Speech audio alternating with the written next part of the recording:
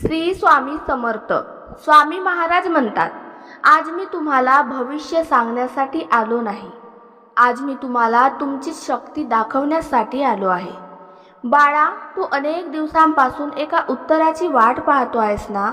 तुला वाटतं की मी शांत आहे, तुला वाटतं की तुझी प्रार्थना माझ्यापर्यंत पोहोचत नाही, पण मला सांग, आकाशात उडणारा पक्षी प्रत्येक क्षणी वारा पाहतो का? नाही ना, तरीही तो विश्वासाने उडत राहतो। तसाच तुझा प्रवास आहे। तू ज्या गोष्टीसाठी रडतो आहेस, ती गोष्ट तुला योग्य वेळी मिळेल की नाही हे आज तुला दिसत नाही, पण मी पाहतो आहे की तुझ्या आयुष्यातील प्रत्येक संघर्ष तुला अधिक मजबूत बनवत आहे। तुझ्या आयुष्यातील सर्वात मोठा शत्रू परिस्थिती नाही, तुझा सर्वात मोठा शत्रू म्हणजे तुझ्या मनातील भीती। भीती तुला सांगते की तू हरशील, भीती तुला सांगते की तू एकटा आहेस, भीती तुला सांगते की तुझं नशीब खराब आहे। पण मी तुला सांगतो, ज्या दिवशी तू स्वतःवर विश्वास ठेवायला शिकशील, त्या दिवशी नशीबही तुझ्या बाजूने उभं राहील।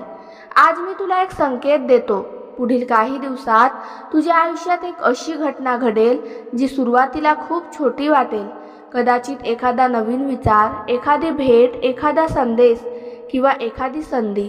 अनेक लोक त्याकडे दुर्लक्ष करतील, पण तू करू नकोस, कारण अनेक वेळा मोठे दरवाजे लहान किल्ल्यांनीच उघडतात।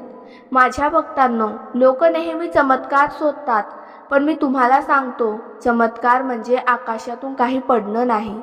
चमत्कार म्हणजे अंधारातही आशा जिवंत ठेवणं।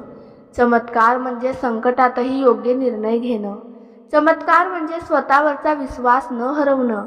आज मी तुम्हाला एक वचन देतो, जर तुमचे विचार स्वच्छ असतील, तुमचे कर्म प्रामाणिक असतील आणि तुमच्या मनात विश्वास जिवंत असेल, तर तुमच्या मार्गावरचा प्रकाश कधीही विझणार नाही। म्हणून आजपासून तक्रार कमी करा, प्रयत्न वाढवा, भीती कमी करा, विश्वास वाढवा, कारण तुमच्या आयुष्यातील पुढचा अध्याय अजून लिहिला गेलेला नाही आणि कदाचित तो अध्याय तुमच्या कल्पनेपेक्षाही सुंदर असणार आहे। मी तुमच्या सोबत आहे, तुमच्या प्रत्येक अश्रूमध्ये, प्रत्येक प्रार्थनेमध्ये आणि प्रत्येक संघर्षामध्ये। विश्वास ठेवा, योग्य वेळ जवळ येत आहे।